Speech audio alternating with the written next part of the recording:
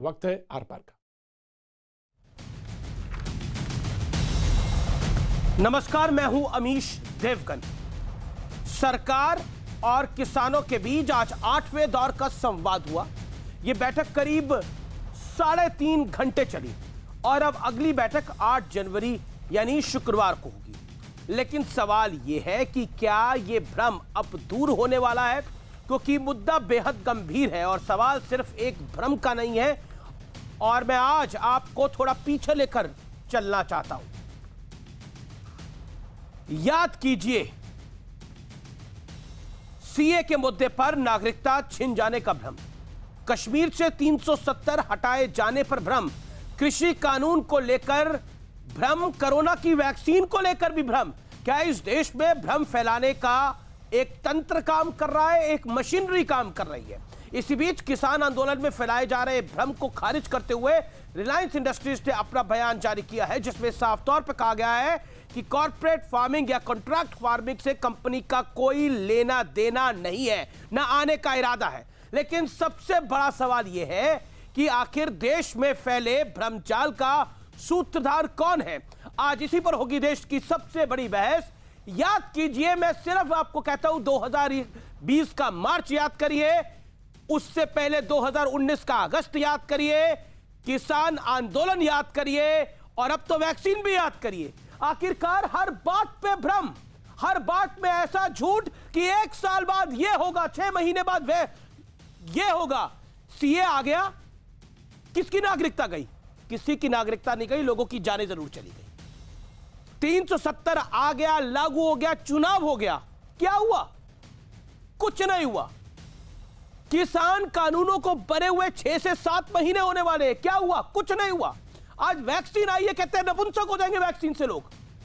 सोचिए व्यूअर्स, सोचिए कि इस देश के अंदर देश की मिट्टी से जो चीज बनेगी उसको हम नुकसान करेंगे।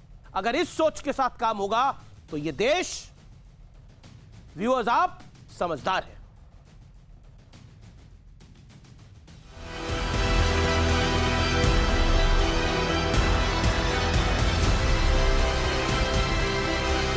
कृषि कानून पर विवाद के संपूर्ण समाधान के लिए आंदोलन के 40वें दिन सरकार और किसान नेता 8वीं बार बातचीत की टेबल पर आए।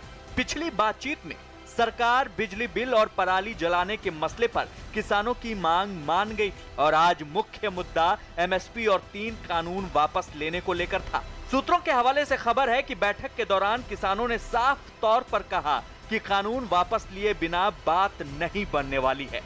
आज हम कोई निर्णय तक नहीं पहुंच सके और इसलिए यूनियन और सरकार दोनों ने मिलकर तय किया कि 8 तारीख को पुनः 2 बजे बैठेंगे और इस चर्चा को आगे बढ़ाएंगे। 8 तारीख में फिर बातचीत होगी 3 कानून को वापसी लेने पे।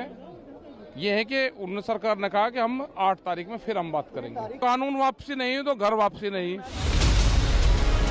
इस बीच किसान आंदोलन में फैलाए जा रहे भ्रम को खारिज करते हुए रिलायंस इंडस्ट्रीज ने अपना बयान जारी किया, जिसमें साफ कहा गया है कि कंपनी का कॉर्पोरेट फार्मिंग से कोई लेना देना नहीं है, कॉर्पोरेट फार्मिंग सेक्टर में आने का इरादा नहीं है, कॉर्पोरेट फार्मिंग के लिए कभी जमीन नहीं खरीदी, खेती के लिए कभी कोई जमीन नहीं खरीदेंगे, किसानों से सीधे अनाज नहीं खरीदते हैं, हमारे सप्लायर सिर्फ एमएसपी पर ही खरीदारी करेंगे। यह भी साफ कहा गया कि कंपनी किसानों को शक्ति देने के लिए समर्पित है।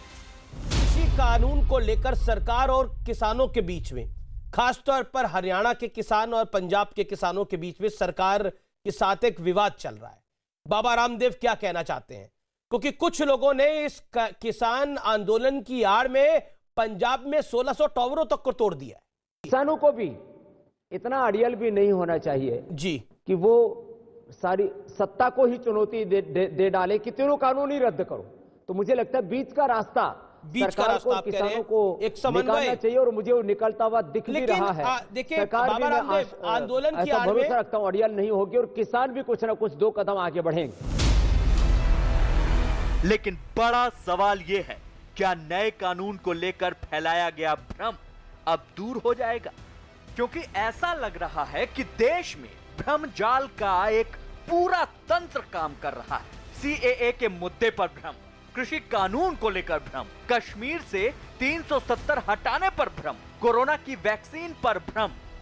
आज इसी पर होगी देश की सबसे बड़ी बहस।